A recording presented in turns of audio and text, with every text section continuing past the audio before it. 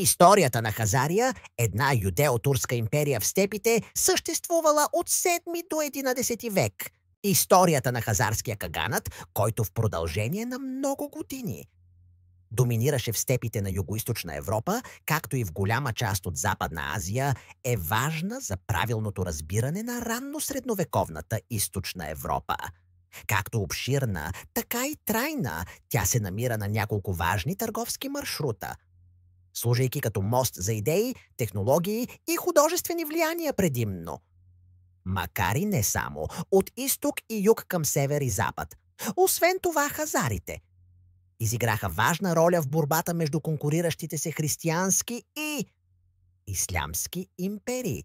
През 7 век възниква независимата хазарска държава, основана върху долните течения на могъщите реки Волга и Дон.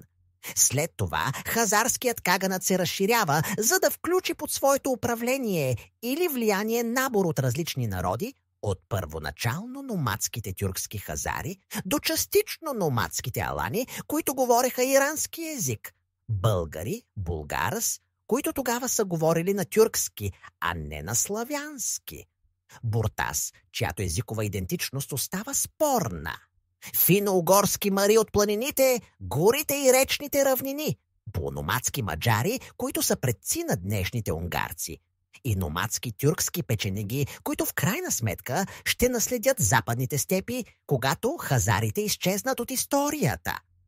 Редица източнославянски племени обединения също са били завзети по подобен начин от разрастващия се хазарски каганат.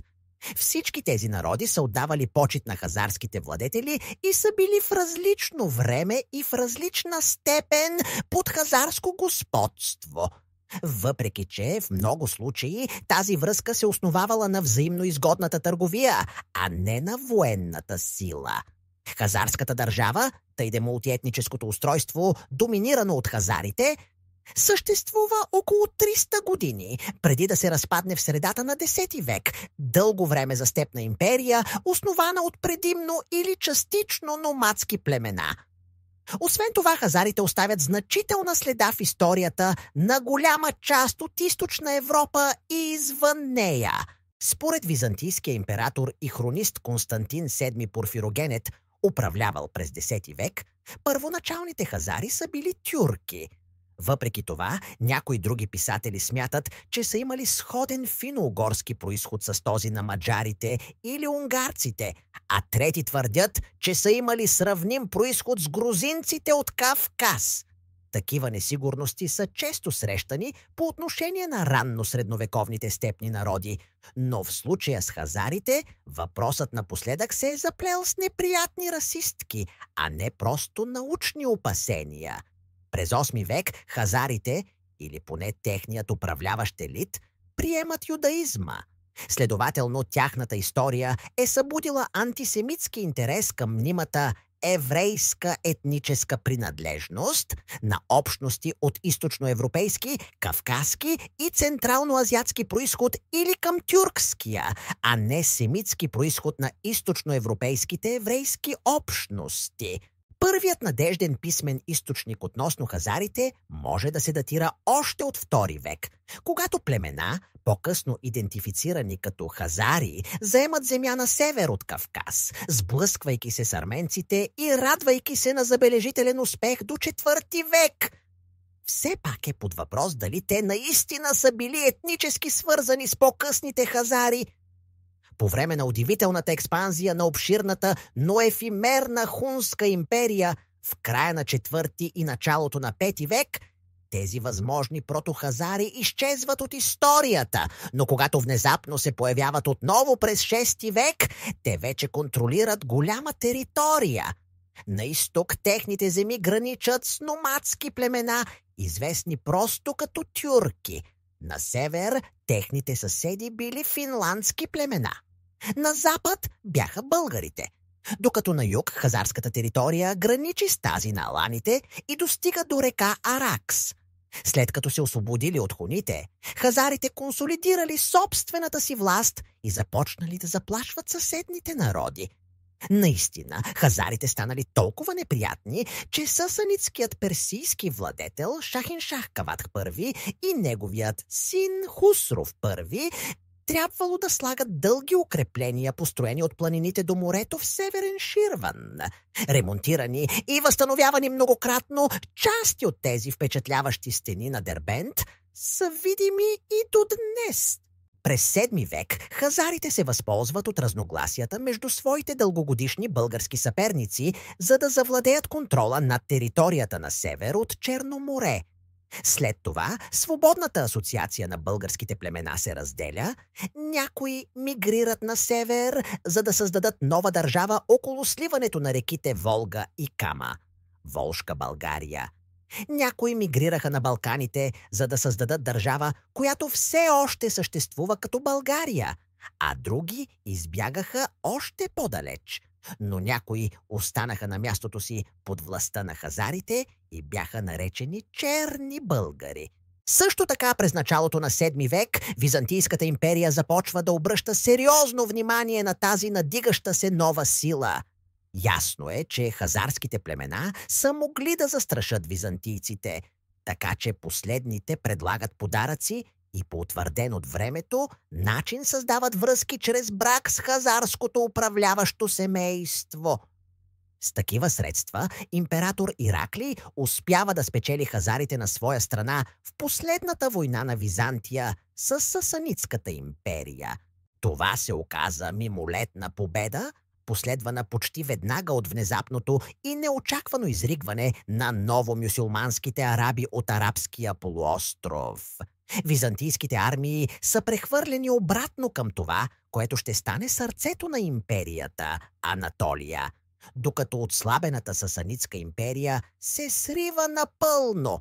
Новопоявилата се суперсила, ислямският халифат, скоро предизвика самите хазари. Сега се развива истински византийско-хазарски съюз, въпреки че в последствие някои византийци биха се застъпили за различен съюз с аланите и гус срещу хазарите. Опитите на хазарите да се противопоставят на арабско-ислямската експанзия първоначално бяха неуспешни, въпреки че техните сили постигнаха някои победи.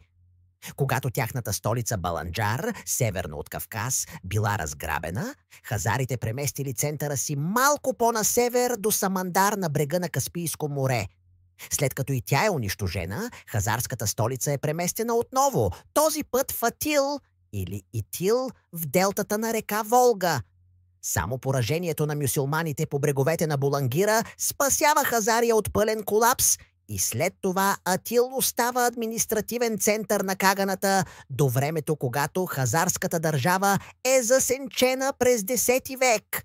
Периодичните кампании на Втората арабско-хазарска война продължиха около 80 години и включваха понякога опустошителни набези от двете страни, като мюсюлманите нападаха на север от Кавказ, а хазарите на юг.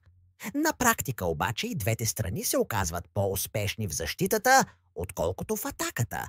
И така тясна ивица земя между източния край на Кавказ и бреговете на Каспийско море остава разкъсвана от войни и променлива гранична зона.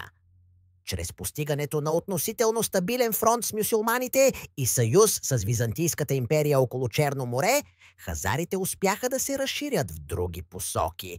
Около 884 година в съюз с Гус, на изток те победиха турските печенеги и маджарите, които живееха в лесостепната област североизточно от Черно море. Още преди тези успехи, хазарите са покорили славянските народи по поречието на река Днепър северо-западно от Черно море. Така до 9 и 10 век хазарската територия се простира от северните подножия на Кавказ до земите на северняците, през голяма част от днешна Русия, Украйна и дори част от Беларус. През 10 век обаче наближава викингският враг на Каганата с появата на Рус на север от хазарската територия.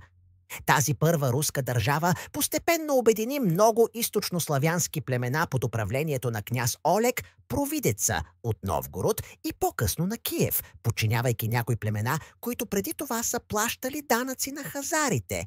През средата на 10 век княз Святослав Игоревич от Киевска Рус нахлува в Хазария и печели толкова решителна победа, че слага края на хазарския каганат като голяма сила. Въпреки това, в началото на 11 век все още има две малки хазарски княжества. Едното, съсредоточено върху Керч в източния край на Кримския полуостров, оцелява до 1016 година, когато е смазано от византийските и руските сили. Неговото хазарско население по-рано се е превърнало в караитския юдаизъм, който признава валидността само на 24 книги на Танах, приблизително еквивалентни на християнския Стар Завет, но не и тази на Талмуда. В средновековните руски хроники последното споменаване на хузарите или хазарите като отделен народ се среща през 1079 година, въпреки че терминът «хазарски» продължава да се използва дори през 15 век, за да се опишат някои васали на московските князе. Друго малко хазарско княжество оцелява в днешния Дагестан по североизточните склонове на Кавказ. Съсредоточено около Самандар, който за кратко е бил столица на големия хазарски каганат, това частично еврейско княжество оцелява, докато не бъде унищожено от монголите в началото на 13 век. Трета хазарска общност може да е съществувала около Саксин, в делтата на Волга, като автономен регион под мюсюлманските владетели на Хорезъм, въпреки че някои учени отричат каквито и да било реални асоциации с предишния хазарски каганат. Хората му приеха исляма и бяха погълнати от по-широкия ислямски свят.